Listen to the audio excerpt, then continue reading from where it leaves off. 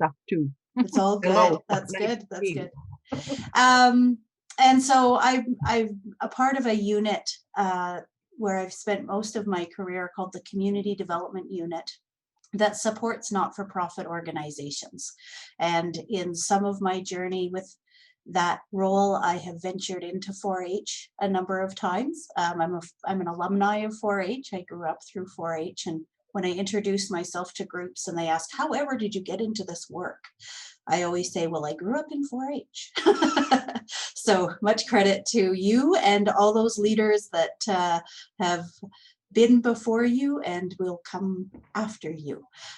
So that's a brief introduction. And so in the supporting nonprofits, it's helping teach about governance and leadership and what does it take to be an organization and organize our doing well when it comes to strategic planning, setting goals, strategies, understanding community needs, doing needs assessments and that sort of thing.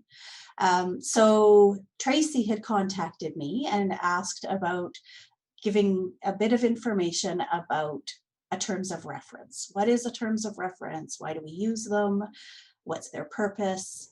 What should they contain? All of that sort of thing. So I don't actually have a PowerPoint presentation because I want to spend time with you all having a chance to kind of turn and talk with one another around this a little bit. I'll be plotting some things into the chat box, just some key things. And then Tracy, you can maybe save that chat box and, copy paste it to people or whatever.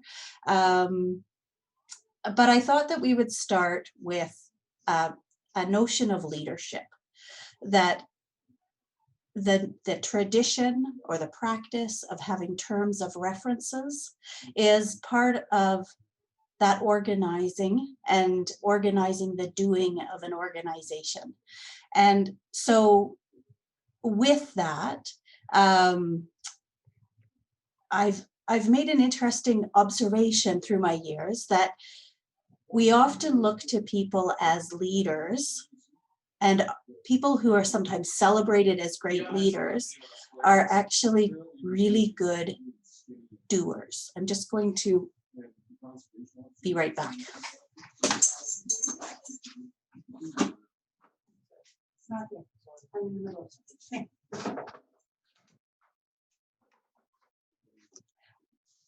Sorry, I was hearing the background conversation outside my door. It's rather distracting. Okay, so one of the observations I've seen in leadership is that we as systems and as organizations and community often reward people as leaders who are really good doers. And they sometimes default to, oh, it's just easier if I do it myself. And they take on more and more and more because, oh, there's nobody else to do it. And the practice of a terms of reference is actually to try to counter that human tendency that many of us have. And I'm guilty of it myself in the times that the spaces where even as a mother, it's just easier if I do it myself.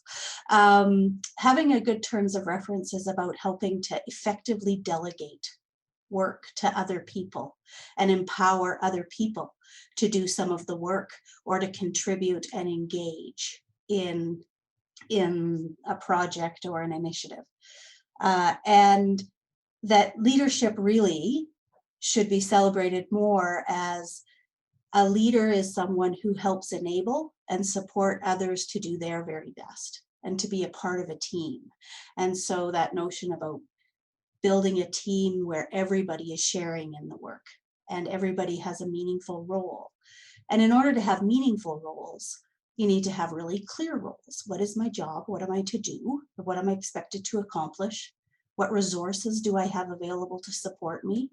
That sort of thing. And so I'm saying me, because we often think about it as individual roles, but when we create committees or we create groups of people to do things, they're kind of like a single entity, right? They're like a me, except they're a group, and they need direction and clear boundaries or clear understanding of how they form as a committee, what they're expected to accomplish, where they fit in the organizational structure, right? Where's this group of people or this committee or this effort, who are they accountable to, right? What's their relationship within the structure of the organization?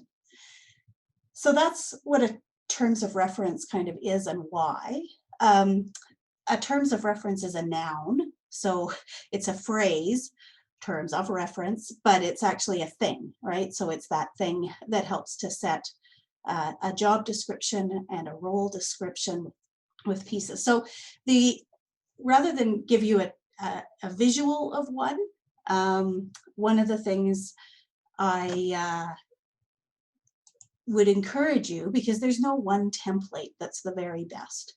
These have been used for years in many different settings and scenarios. In fact, I'm hearing around public consultations have terms of references in government, and so it's a term that's used a lot. In some very, very formal settings, it might be a memorandum of understanding even, right? So terms of reference isn't always the only way to even call it, but it's helping set that direction or that parameters to who a group is and what they're expected to achieve, that sort of thing. So rather than give you a template of what a terms of reference should look like, I would just encourage you to Google it, because more and more those kinds of templates are available online. And so maybe one thing we could do, Tracy, have you made me a co-host? You have? Okay, so I'm just going to quickly share my screen. And we'll go into Google ourselves. And I just want to show that, there's lots and lots of examples and there's no one way to do it. So I want to look up terms of reference. And one of my favorite things to do when I click on something or search for something is to just go to images. So when you go to images of it, you can see that there's all kinds of examples of what a terms of reference would be. And the other great thing you have as a resource is that 4-H Alberta has been working with terms of references for years, right? And having had committees and working groups. And so they've established kind of what they think is a good template for your context as an organization, although the context of the provincial body might be different than the context needed for a regional body or for a district body or even at the club level. So that's kind of a very quick overview of what a terms of reference is. Tracy, could you actually make me host, or do you know how to do the breakout rooms? I can make you a host, just a second. Okay, because what I thought is, now that I've kind of given that quick overview of what a terms of reference is intended to be and what its purpose is and that sort of thing, I thought I'd send you into some small group breakouts and give you a chance to talk with one another about how, in the 4-H context, have you used terms of references. Okay, so just if some people can unmute and just say a couple of things that you talked about in reflecting on your use or your experiences with terms of reference in 4-H.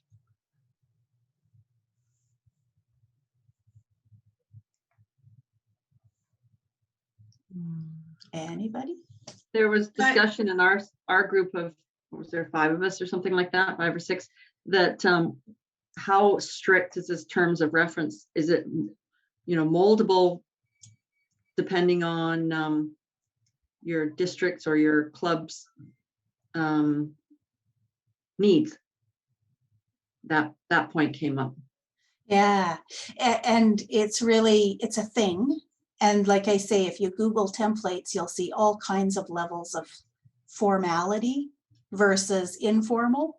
And I think it's up to you to decide what's the tool you need to accomplish what a terms of reference is needing to accomplish, which helps to say what's the purpose of the committee, how do people become members of that committee, how does the committee form, what resources do they have available to them to accomplish what goals or what particular tasks, how often might they meet per year, those kinds of details. You can decide if levels of detail to that are needed or not to some degree.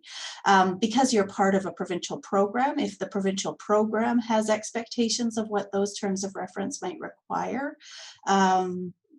So I'm just seeing what Tracy's sharing. Do you want to speak to that a little bit, Tracy?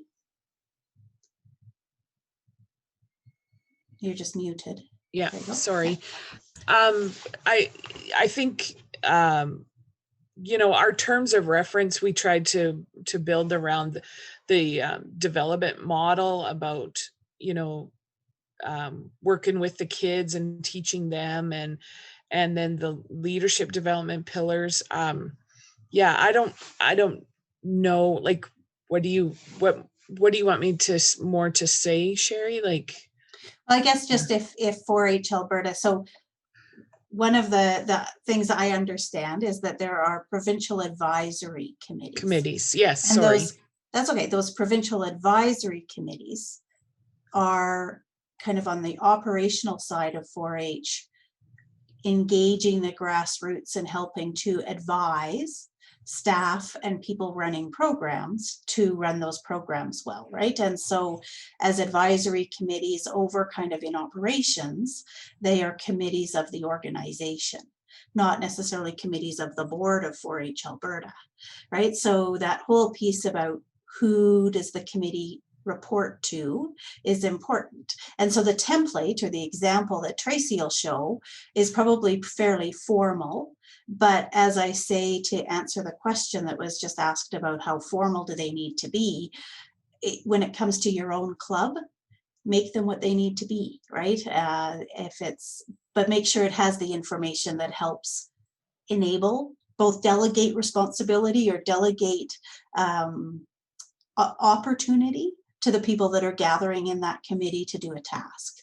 So usually it talks about what's the purpose of the committee, how do people become members of that committee, how many times a year might they need to meet, or what are their key tasks they need to accomplish, what resources do they have available to them, do they have a budget line, do they have a particular expertise from someone who advises or connects with them, do they need to have a parent council, right, a parent person, that sort of thing. So it's really that it's a tool, it's a thing that helps you to delegate responsibility and involve and engage people in the activities that need to get done.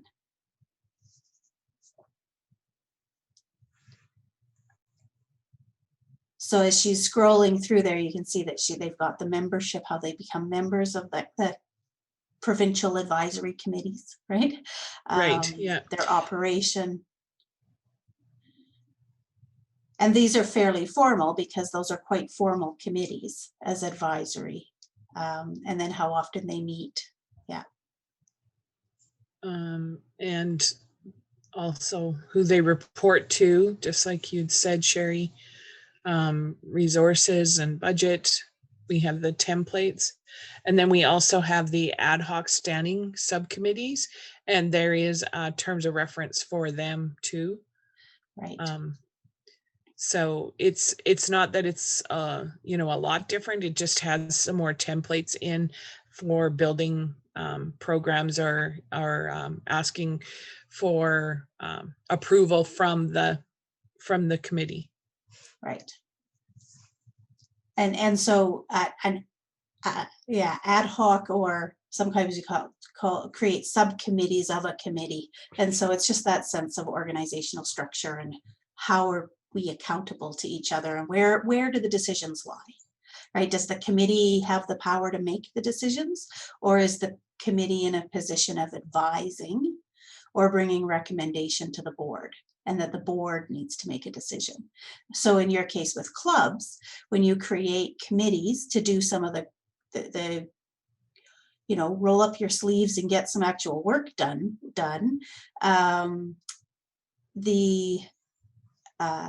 You want to empower them to do that work, but you also want to make sure they don't go off and do work that's going to end up costing you way more than you expected. So it sets up some limitations around what decisions they can make as a committee and what decisions need to come back to the club to make.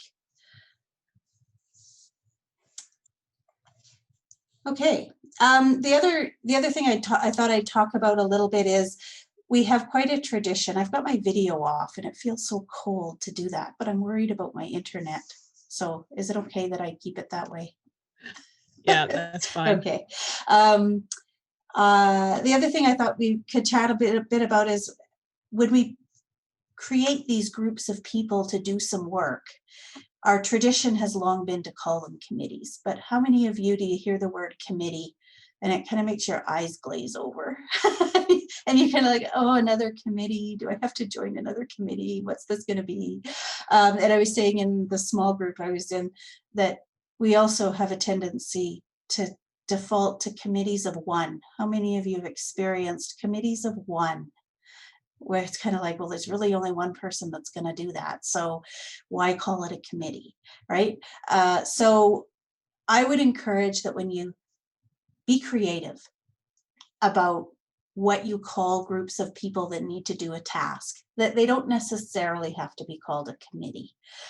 From the club level, you could have a team, you could have a pair of people that have to do a thing, right? What are some other words that you might, and you can throw them in the chat box. What are some other things that you might call that group of people that get together to perform a task? The friends group, yeah, friends of, friends of public speaking or friends of achievement day that are going to help carry it out, right?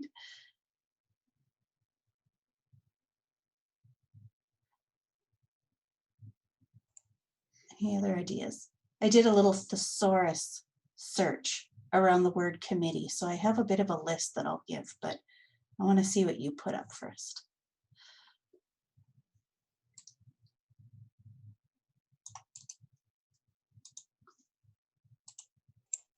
Not getting very many. No, it's a quiet group. It is a quiet group.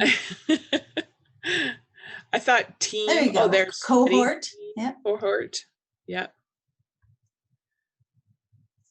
Whoever thought we'd remember cohort, that we'd even think of that word much. And now we're living in them, right? Cohorts and now we're bubbles. living in them. Bubbles. I don't know after COVID that we'll ever want to use the word cohort or bubble. Agreed. So here's my list that I Googled up. So group, a team, a huddle, right? A huddle of people that are going to help carry something out. There's some good animal ones in there of herd and flock. A cram, that's quite a British term, I think, a cram of people, a crush, a mass, an army, you know, that legion of people that are going to make something happen.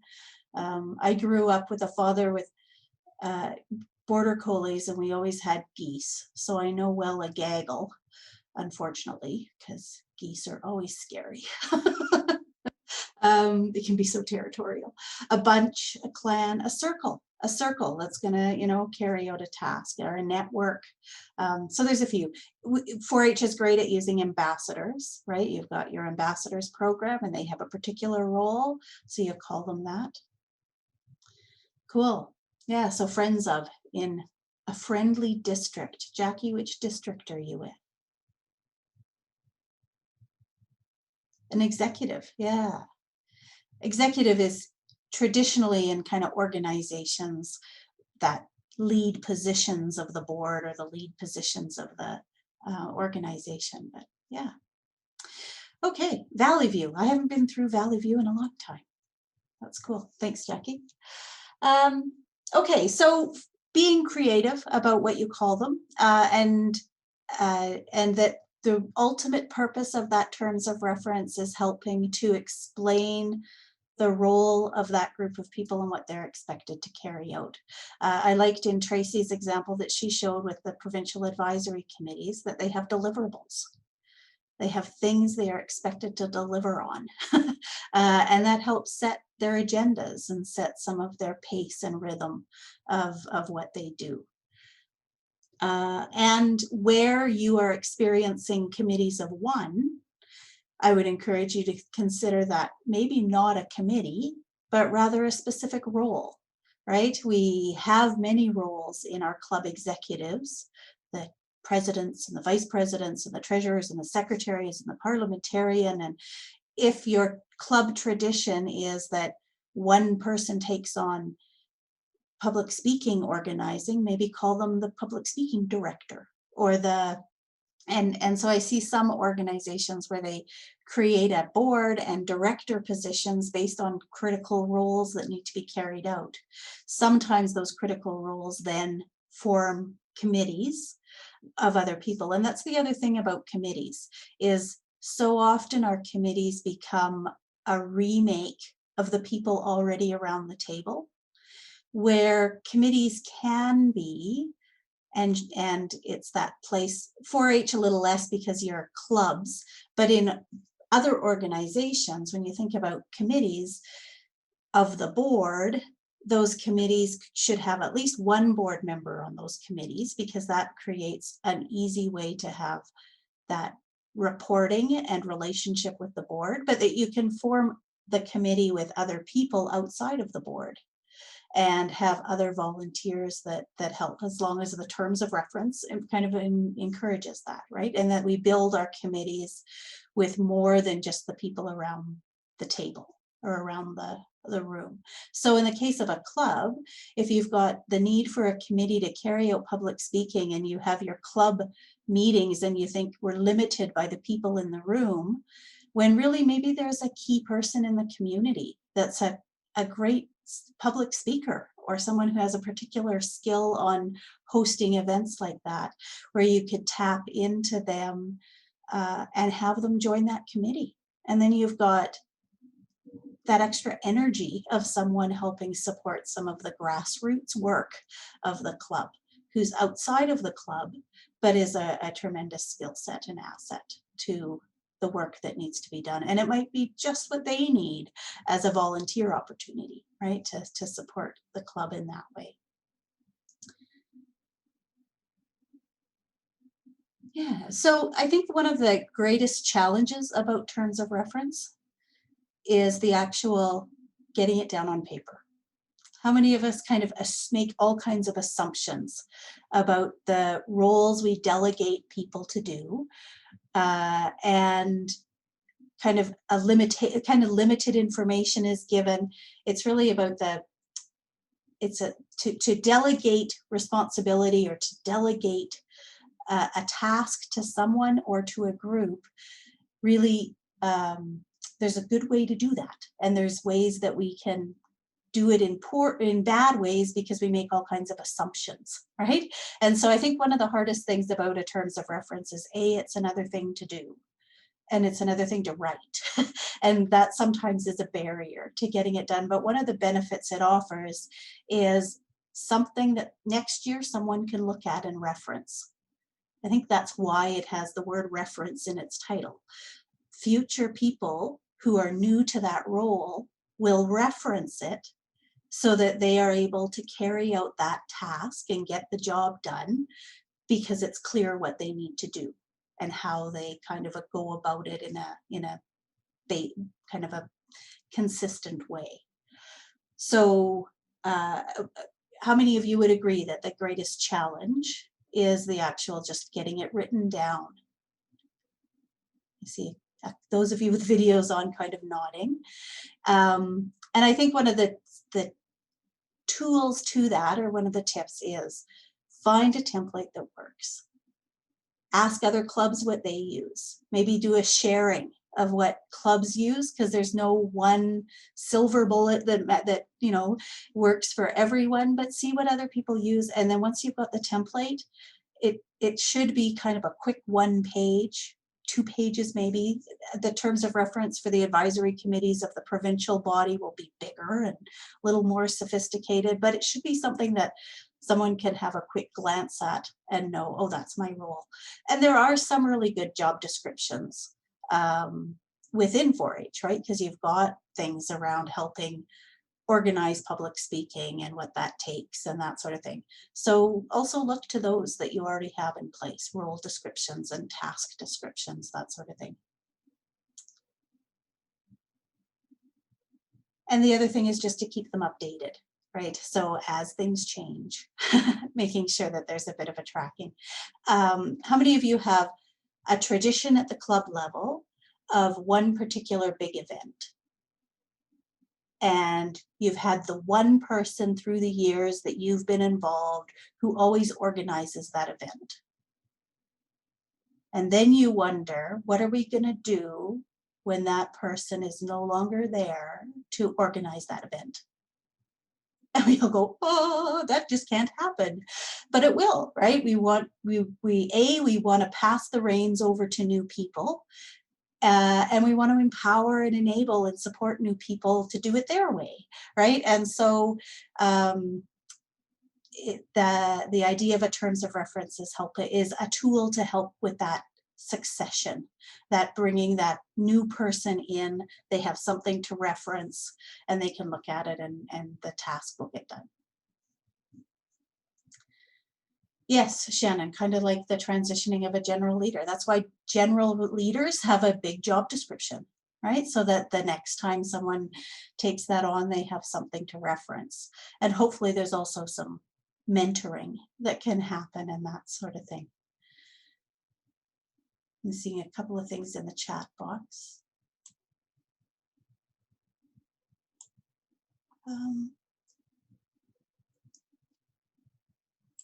Okay.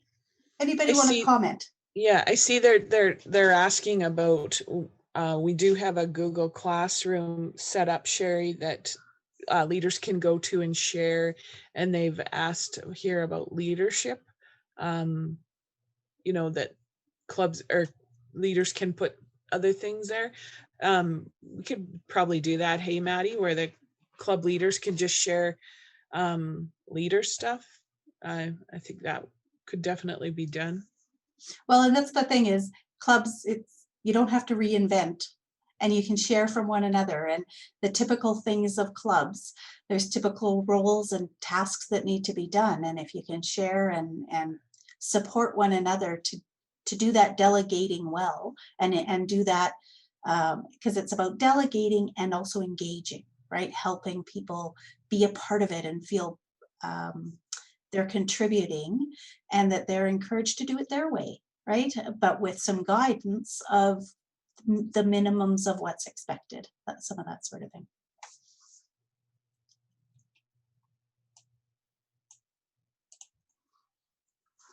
Does anybody else have any questions for Shari or?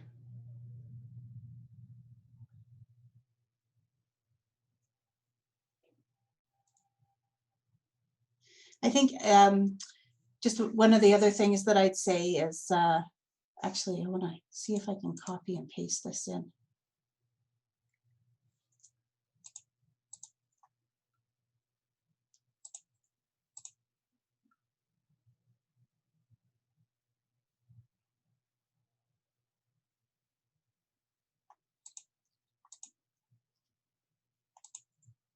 I guess the only another question I would say is, how many of you have experienced being asked to do something and then being given no direction?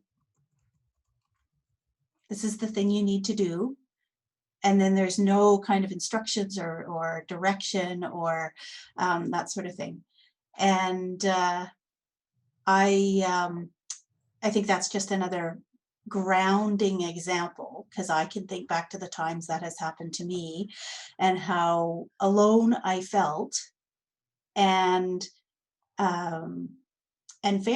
scared, right? And how that experience then either supports you to be resourceful and find out, or maybe actually fail at being able to do it because you have no direction. And so a terms of reference is that thing that helps set in kind of tradition and stewardship of that task into the future, so that you can make sure that those who take the reins and do that task in the future know what they need to do, be it an individual position task, like a role, or a committee and a group of people that needs that terms of reference.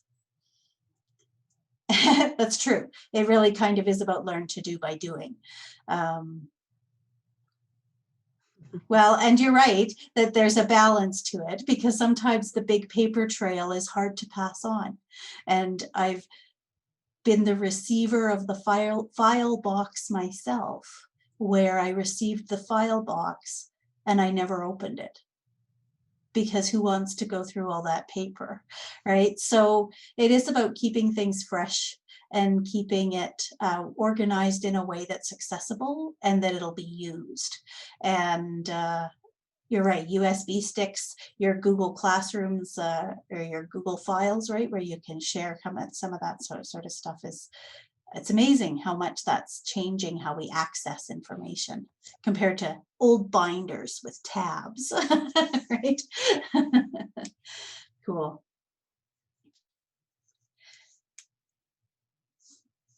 Cool. Okay, so there's some good examples or ideas in the chat box about how to keep it current and how to keep it well organized and filed and available. Orientation, right? Not just handing the file box, but actually helping, not just handing the terms of reference to someone and saying, here's your terms of reference, but actually kind of walking through it and explaining what its purpose is. And as far as keeping them fresh, I often encourage boards at a minimum of every 2 years that a committee should have a quick look at their terms of reference and see if it needs to be updated at all. And it could actually even be an annual thing, depending, especially with clubs where you have turnover of membership and that sort of thing. So if you're using them at the club level, after the organizational meeting and you form committees and you say, the committee chair of each committee, have a quick look at your terms of reference and see if it says what you need to do the job well, right? And then bring your group together and start your work.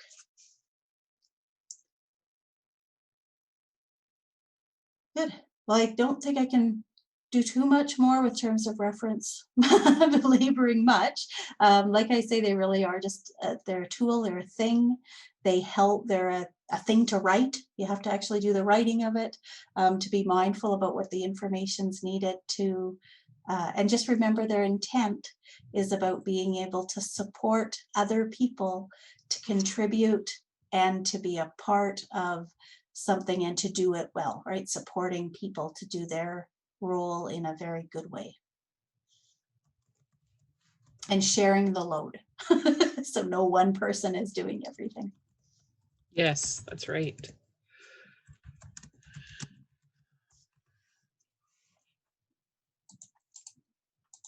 Okay, if nobody has any other questions for Shari, I'd like to thank her for coming and, talking about that and explaining it in a different way, or, just not from somebody that these people are always listed to, Shari. Well, many of them have listened to me in the past a lot before too. So. I do have one image that I want to show. If I can, I thought I could paste it into the chat box, but it wouldn't let me. So I'm just going to make it big on my, it's not even going to look good.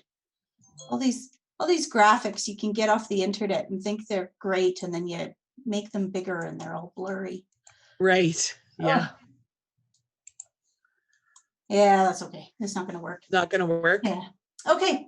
So yeah, good to see some of you that I recognize, and I see some names in the participant list.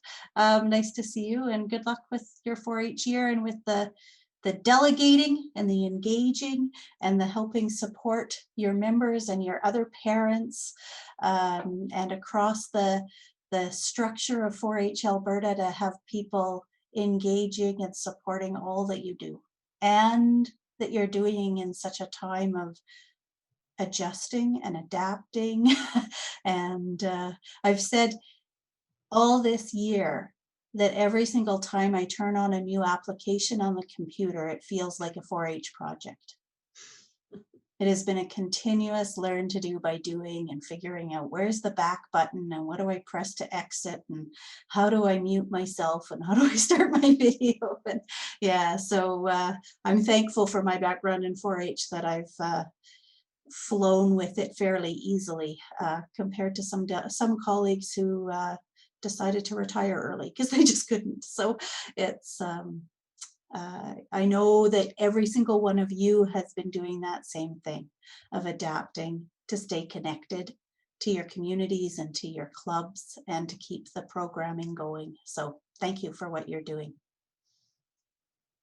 Thank you, Shari. All right.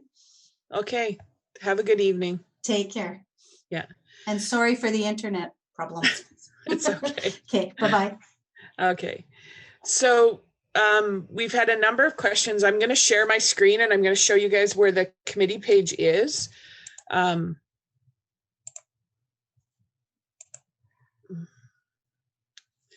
So this, if you go to, I don't know how many of you knew this, but if you click on the clover, it'll always direct you to your home page. It'll take a little while while I'm talking to you and sharing just to load. So then you have the home page. All right. And so if you go under resources and you go to the 4-H committee news,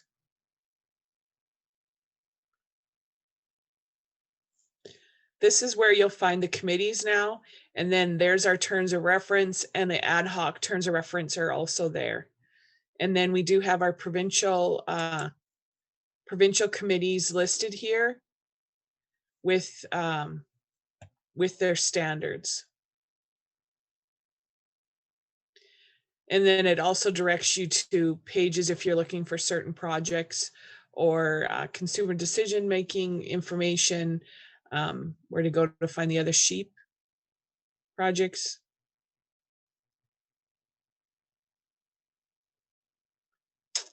All right, and then, yeah, and so then if you click on the terms of reference in here, the PDF will come up that it is.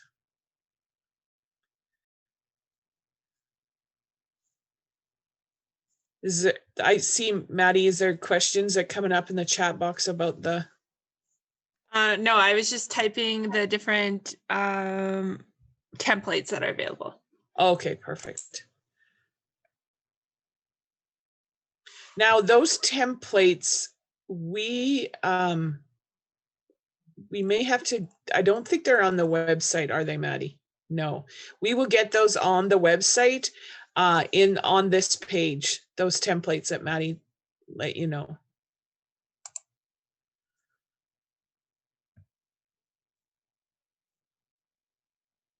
So we'll get those on the website on that page. Does anybody have any other questions?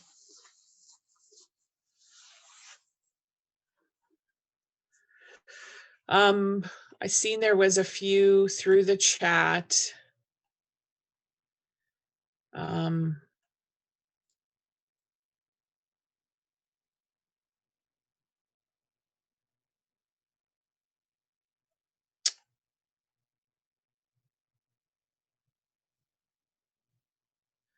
Are clubs supposed to be following the TORs, or should we have their own? Most clubs have constitutions, which kind of, are a little bit different than the TO. Well, they're different than the TORs. So if you follow your constitution in a way, you're following a type of terms of reference. As long as in your constitution it has your, it's just it doesn't have your purpose or your kind of who you follow and stuff. It'll have your terms and what they're in charge of, maybe. Another thing that I know has worked well in some clubs is to have in-depth, not really a program plan, but a program booklet, maybe that your club follows, to give to leaders or to new members or parents, that says, you know, at this time of the year we do our workshop, you know, our mock workshop, and this is what parents are expected to do, this is what kids are expected to do. And then that kind of clears up the hearsay, or that somebody didn't know. If you're referring to what's in that booklet, it helps clubs a lot too.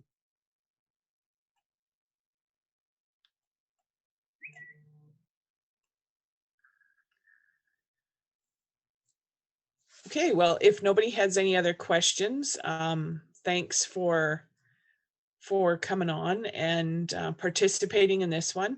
We do have it recorded, and we'll get it on the YouTube channel, so that if you want to share this with any of your other leaders or people in your club or any of the committees that you're on, just to go over what Shari had, then it'll be there for that. All right. I got a few questions about the last one too, and it's not up yet, but I will look into that tomorrow. So the one that was 2 weeks ago should be coming up hopefully in the next day or two. Okay. All right. Good night, everybody. Thanks, everybody. Thanks for coming. Have a good night.